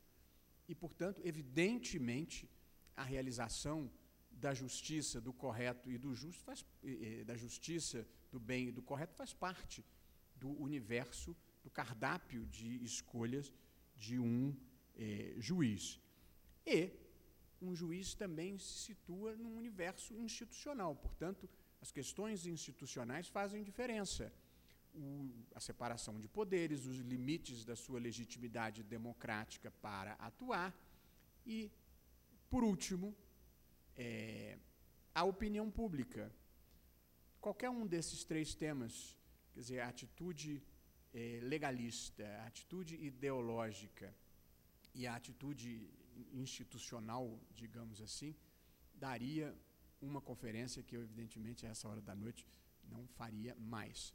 Porém, acho que é importante assinalar que aquele juiz tradicional que se utilizava apenas do material jurídico, pelo menos nos casos difíceis, é uma figura historicamente superada. E acho que melhor do que encobrir a circunstância de que o juiz leva inúmeros fatores extrajurídicos em conta, é fazer exatamente o contrário. É explicitar quais são os fatores extrajurídicos que estão sendo levados em conta. Dizem que George Washington produziu o mais breve discurso de posse na presidência dos Estados Unidos com 130 palavras. E que William Harrison produziu o mais longo discurso de posse na presidência dos Estados Unidos com 8.300 palavras, pronunciadas numa noite muito fria e tempestuosa em Washington. William Harrison morreu 30 dias depois de uma gripe gravíssima que contraiu naquela noite. Eu considero que esta é a maldição que recai sobre os oradores que falam além do seu tempo. De modo que eu queria agradecer, comovido, a presença de todos até este horário tão avançado e me despedir de todos. Muitíssimo obrigado.